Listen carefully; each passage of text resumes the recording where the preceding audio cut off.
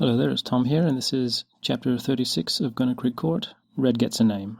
So there's a few things I wanted to talk about in this chapter. Things like the fairies and a little bit about Jones, but also a few things to do with the artwork. And up till now, the art style that I'd chosen to draw and colour the comic in has been pretty utilitarian. It allowed me to get the pages done very quickly and not spend too long working on any individual page. When it comes to shading the artwork, I usually leave that for more detailed pages or standalone images or things like illustrations or the treatise pages, sometimes the bonus pages too. But because it usually involves a bit more time, I don't tend to do that in the comic. And it was around this time that I wanted to try a few different things when it comes to the colouring, just because I wanted to mix things up a little bit. And aside from this first page looking quite different from the rest of the comic, you can see even here in Jones's room, I've started to use sort of shaded backgrounds instead of the very flat lines that I've been using up till now. And when it comes to the backgrounds normally, they never tend to be too detailed unless it's some sort of establishing shot. But also, I've never liked comic panels that are too overly cluttered or too overly detailed if that detail is not in itself important. And in this little scene here, when we're in Jones's room, the full-on scenery of Jones's room is not what's important. It's mainly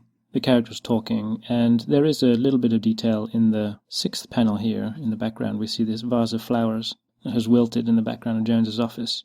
But it's not the detail of the office itself that's important. And so when I moved to more of a shaded background, you can see here on the final panel, instead of drawing a bookcase full of books and shelves, which would have added extra time to the whole process of this individual page, I started to try doing things like just showing the hint of the forms in the background. And I think in panels like this one, it serves its purpose pretty good. We can see that there is something in the background, but exactly what it is not what's important. In fact, about the only detail we do see in Jones's room here is this vase of flowers in the background, and I did include that as a bit of a hint as to Jones's character. That, and coupled with her mentioning that this bag of sweets she has in her drawers are still in date, kind of gives the hint of somebody who has been around for a long time. And speaking of Jones, when we're taking this trip here with Shadow, Jones seems very interested in Shadow because he is unique, and it's something that she's not quite seen before. And as we'll see later on, once we do eventually find out more about Jones, that is something that is of interest to her because, well, she's seen quite a few things in her life. And while this chapter continues from the previous one, where we're trying to find a place now for Shadow to fit in, because he can't just hide like he has been up till now, we come to the main part of the chapter, and it's another example of my trying to do something different with the artwork. And he comes across a class full of the fairies. And while Jones and Shadow and Robot go off to find a classroom for him, she goes and joins them. Because up till now, exactly what the fairies do during their school time is kind of a mystery. And from the outside, the whole room seems to be a class full of people diligently doing work and nothing much else. But of course it turns out that all the kids are messing about in the ether, and this is where I really wanted to try something different with the artwork. I'd never shade the skin color or the clothes or the hair of the characters in the normal comic unless I was, maybe doing some kind of close-up shot or detail shot. But here in the ether, because I wanted to seem like everything was different and more vibrant, the skin color is shaded and the hair glows in the background. And I made a point of making sure that all their clothes are shaded in grey, and that's something that we'll touch on in a minute. And going back to the backgrounds, you can see here that there is basically no background. The only kind of background that I wanted to show, other than sometimes seeing the children in the real world sort of grey and lifeless, everything else in the background is of no importance whatsoever.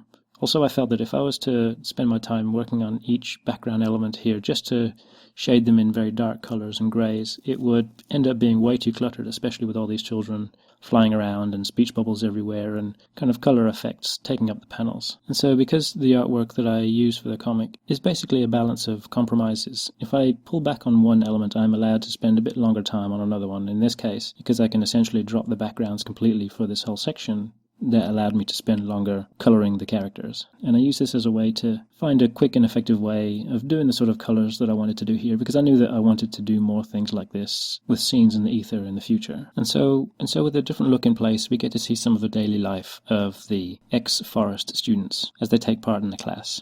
And I wanted the whole environment to seem kind of hectic and mad and quite fun, but a little overwhelming. The children are all floating around everywhere and talking over each other, and from the outset they're doing their best to, say, touch Annie's arms and her hands and her hair and everything in ways that you wouldn't really do in regular life. And the environment seems to be one where you're kind of encouraged to basically show off what you can do, and they're all trying to pull off tricks to show Annie and impress her. So when Annie joins in and shows off some of her tricks, you see that they instantly flock towards her and they're impressed. And even Red, who's always kind of mean and insulting to Annie, sort of clings to her arm, making her friend kind of jealous. Basically, this is all because the fairies are a bunch of shallow jerks.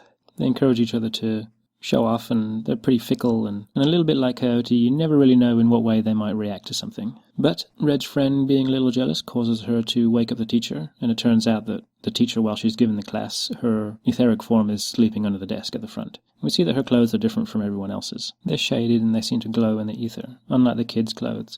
And this is because, as an adult with her own job, Bugsy owns her clothes, whereas the students, they only wear clothes that are given to them by the court. That's why they're grey, because they don't actually own them. And this is kind of a long-running thing that we learn about the ex-forest students, and the fairies in particular, that owning their own stuff is very important to them. But anyway, we then see a little bit more of the powers that specifically the female fairies seem to have. And Red's friend conjures up a big, scary-looking worm thing to terrorize all the kids. Red, however, is not impressed, because basically she's faking her own death to make everyone feel sorry for her, which is something that Red's seen before. Because even though, in contrast, Red's friend seems pretty reasonable and sensible compared to Red herself, she is at her base a fickle jerk as well. That's what we learned about her in chapter 15 way back when. And we see that Annie's also acting kind of differently, and Red's friend nonchalantly mentions that she's able to control what people think, and this is a power that may or may not come in useful later on in the story. But more important than that, Annie seems to have accidentally given Red her name,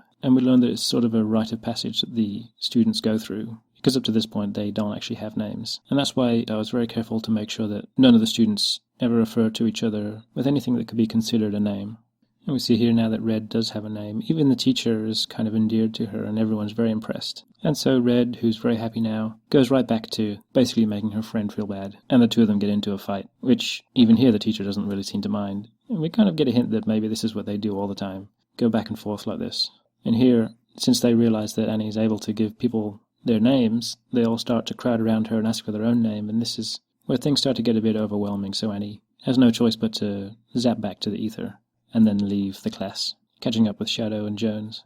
And I guess one interesting thing to mention about it, aside from the obvious, is Jones's phone here. This is in the age of touchscreen phones, but for whatever reason Jones has an old flip phone, which is kind of a small hint. And I guess it's not a huge spoiler if I just mention that the reason why she uses a button phone is because she simply cannot use a capacitive touchscreen. They don't seem to react to her in any way. But anyway, Annie's dad calls, and that's the end.